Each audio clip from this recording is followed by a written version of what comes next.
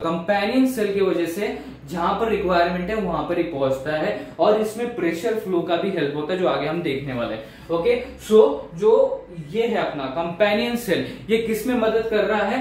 ये variability maintain करने में मदद कर रहा है और लॉन्ग डिस्टेंस ट्रांसलोकेशन को मेंटेन करने में हेल्प कर रहा है। ओके, ये बात क्लियर हो गई, इसलिए कंपेनियन सेल जरूरी है। अब यहाँ पर दो केसेस आते हैं, right? When you are writing the translocation process, तो यहां पर दो चीजें आती कंपेनियन सेल से रिलेटेड, राइट? सो पहला केस है कि कंपेनियन सेल, अब कई डायग्राम्स में तुम देखोगे कि कंपेनियन सेल ड्रॉ ही नहीं किया, राइट? सीधा ये जो रिक्वायर्ड पार्ट है और जो सोर्स सेल है यही ड्रॉ किया, और फिर फ्लोएम एंड जाइलम, ये सब कुछ है। ओके, कंपेनियन सेल बीच में नहीं है, और कई केसेस में आप देखोगे कि ये जो कंपेनियन सेल है ये ड्रॉ किया गया, इसको इंपॉर्टेंस दिया गया, राइट? सो अब ये दो केसेस आ जाते हैं, राइट? जब आप लिख भी रहे हो तो ये दो केसेस आ जाते हैं कि कंपेनियन सेल या तो ड्रॉ करो या तो मत करो। अब होता क्या है, देखो इसमें करना क्या पड़ेगा, जब कंपेनियन सेल ड्रॉ कर रहे हो तो ऑब्वियसली उसके बारे में भी आपको डिटेल में लिखना पड़ेगा, because you are writing detail part of everything. Okay, आप हर चीज के बारे में डिटेल में लिख रहे हो, तो कंपेनियन सेल भी उसमें उसी में का एक इंपॉर्टेंट पार्ट है, तो उसके बारे में भी आपको लिखना पड़ेगा, right?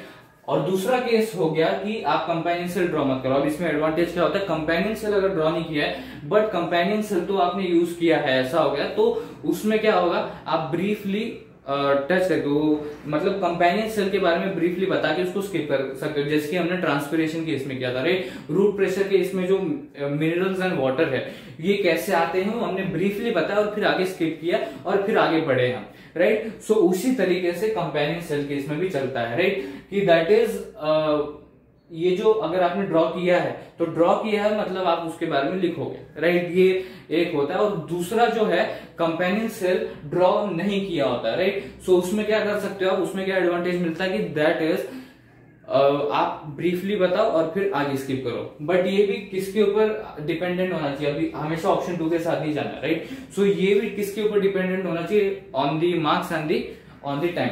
Okay, so marks two ऐसे क्वेश्चन जो है जिसमें आपको डायग्राम भी बताना है एंड उसको पूरा एक्सप्लेन करना है, ये ज्यादा मार्क्स के लिए आएंगे, ऑब्वियस चीज है, तो टाइम के ऊपर ये करना है आपको, प्रेशर देना है कि कितना टाइम है। अगर ज्यादा टाइम है तो कंपेनियन सेल ड्रॉ करो, उसके बारे में डिटेल में लिखो, पूरा प्रोसेस डिटेल में लिखो, there is no issue. But when there is no time for writing, okay, मतलब ज्यादा टाइम नहीं है तो कंपेनियन सेल को इंक्लूड मत करो, यहाँ पर ब्रीफली बता के उसको स्किप करके आगे हो जाए। मतलब यहाँ पर ब्रीफली भी कैसे बताना है, जैसे हमने ट्रांसपिरेशन के इसमें रूट प्रेशर के बारे में बताया था ब्रीफली, मतलब समझ में भी आ जाता है, राइट? कि रूट प्रेशर में हो क्या रहा है, बेसिकली वहां पर ब्रीफली बताया हमने, राइट? वैसे ही यहाँ पर क्या करना है, ब्रीफली भी बता सकते हो, बट वो ऐसा होने की आगे वाले को समझ में आना चाहिए कि क्या लिखा, राइट?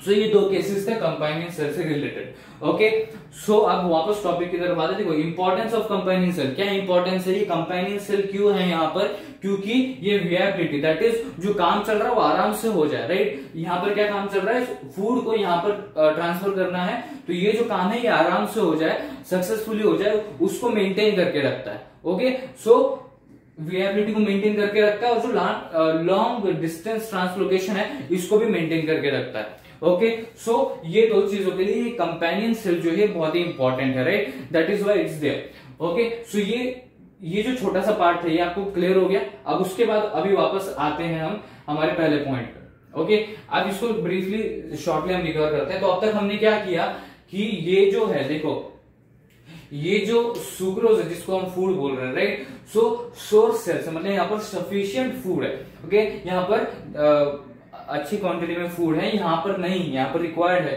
सो यहां से यहां पर ट्रांसफर हुआ, कैसे हुआ, using the energy from ATP and with the help of companion cell. Okay, यहाँ पर दो चीजें हैं, यहाँ पर दो चीजें, that is energy and companion cell, इसके मदद से। ओके, सो एनर्जी यूज किया उसको ट्रांसफर करने के लिए, और कंपेनियन सेल के हेल्प से वो इजीली वहां पर ट्रांसफर हो गया। ओके, ये दो पॉइंट समझ में आपको, दैट इज कंपेनियन सेल और एनर्जी के बारे में। सो ये अपना जो पहला पॉइंट है ये मतलब यहाँ पर ट्रांसफर हो चुका है। ओके, ये जो फूड है यहाँ पर ट्रांसफर हो चुका है। अब आगे क्या होगा, देखो जैसे कि मैंने बोला कि यहां पर वाटर पहले से ही था।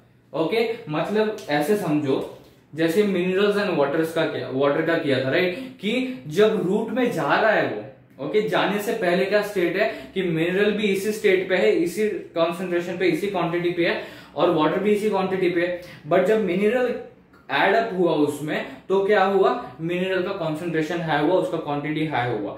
ओके, तो यहां पर ये पहले से ही था, ऐसे नहीं था उधर पहले से ही वाटर था, तो उसका भी कॉन्सेंट्रेशन हाई होता। कैसे होता है वो आपको मैंने बताया था, राइट, उस टॉपिक में। तो उसी तरीके से वाटर भी पहले से यहां पर है, और जो फूड है वो भी पहले से यहां पर है। ओके, अब होगा क्या यहां पर, और हुआ क्या है, दैट इज वाटर पहले से था, जो फूड है वो आ गया, ओके, ट्रांसफर हो गया, तो इसका कॉन्सेंट्रेशन हाई हो गया, इसका कॉन्सेंट्रेशन लो हो गया। जैसे कि आप देख सकते हैं, देखो सुक्रोज बढ़ गया है, दैट इज फूड बढ़ गया है, उसका कॉन्सेंट्रेशन बढ़ गया, और यहां पर जो वाटर के एलिमेंट्स दिख रहे हैं आपको, दैट इज वो उसका कॉन्सेंट्रेशन लो हो गया। तो अभी होगा क्या, due to this the concentration of food has been increase, okay, concentration of the food has been increase and the waters concentration has been decrease, मतलब इसके कंपैरिजन में इसका कॉन्सेंट्रेशन लो है। ओके, सो इसका कॉन्सेंट्रेशन बढ़ाने के लिए क्या होगा, अभी हाई कॉन्सेंट्रेशन से लो कॉन्सेंट्रेशन में वाटर आएगा, और इसको क्या बोलते हैं, ऑस्मोसिस, राइट। तो वही अभी हम देखने वाले, पहले ये सेकंड पॉइंट पढ़ लेते हैं। ड्यू टू दिस कॉन्सेंट्रेशन, अब ड्यू टू दिस मतलब क्या, जो फूड है वो फ्लोएम में आने की वजह से फूड का जो ये है अपना कॉन्सेंट्रेशन है ये बढ़ चुका है, और वाटर का कॉन्सेंट्रेशन डिक्रीज हो चुका है। सो अब होगा क्या, water enters into sieve tubes, मतलब क्या, फ्लोएम। बेसिकली यहाँ पर सीव ट्यूब जो है, इसका मतलब क्या है, फ्लोएम। ओके, सो जो वाटर है वो फ्लोएम में एंटर करेगा by osmosis, due to which the pressure in the phloem rises. अभी प्रेशर का भी हम बाद में देखेंगे, ये जो प्रेशर का पार्ट है बाद में देखते हैं। देखो पहले यहां पर देखो कॉन्सेंट्रेशन बढ़ गया, जैसे कि यहां तक हमने डिस्कस किया कि ये सुक्रोज आने की वजह से कॉन्सेंट्रेशन बढ़ गया और वाटर का कॉन्सेंट्रेशन डिक्रीज हो गया, राइट। अब होगा क्या, हाई कॉन्सेंट्रेशन, यहां पर हाई कॉन्सेंट्रेशन है, ओके, वाटर का, जाइलम में वाटर एंड मिनरल्स ही है सिर्फ, तो वाटर का यहाँ पर हाई कॉन्सेंट्रेशन है, यहाँ पर लो कॉन्सेंट्रेशन है। तो ऑस्मोसिस में क्या होता है, बेसिकली सिंपल डेफिनेशन देखो, तो it is the process where the compound या सब्सटेंस इज ट्रांसफर्ड फ्रॉम या moved from the high concentration area to low concentration area। Okay, so यहाँ पर ये ऑस्मोसिस के थ्रू वाटर अभी एंटर करेगा जाइलम से फ्लोएम में। ओके, सो हाई कॉन्सेंट्रेशन से लो कॉन्सेंट्रेशन में। ओके, ये बात समझ में आए। तो होगा क्या यहाँ पर, ऑस्मोसिस से देखो यहाँ पर आएगा वो, ओके, ऑस्मोसिस से वाटर यहां पर आएगा, तो होगा क्या, अभी वाटर का भी कॉन्सेंट्रेशन बढ़ जाएगा। ओके, सो वाटर एलिमेंट्स बना लेते हैं, देखो सो वाटर का जो कॉन्सेंट्रेशन है वो फूड के कॉन्सेंट्रेशन के लगभग आ जाएगा। ओके, सो यहां पर क्या हो रहा है, देखो अभी यहां पर ये फूड आया, इसका कॉन्सेंट्रेशन बढ़ा, वाटर का कम हुआ, तो जाइलम से ऑस्मोसिस के थ्रू हाई कॉन्सेंट्रेशन से लो कॉन्सेंट्रेशन में आया। अब यहां पर क्या हुआ, यहां पर अब वाटर भी है और फूड भी है, तो बेसिकली होगा क्या, प्रेशर क्रिएट होगा। ओके, हाई प्रेशर क्रिएट होगा, due to which pressure in the phloem rises. Okay, तो ये जो फूड आया था उससे प्रेशर भी क्रिएट हुआ, बट जब ये हाई कॉन्सेंट्रेशन से लो कॉन्सेंट्रेशन में वाटर आया, मतलब फूड और वाटर दोनों एक साथ आया अभी, तो प्रेशर बढ़ जाएगा, so high pressure will be created. अब इसी प्रेशर के वजह से प्रेशर फ्लो के थ्रू वो लो प्रेशर में आएगा,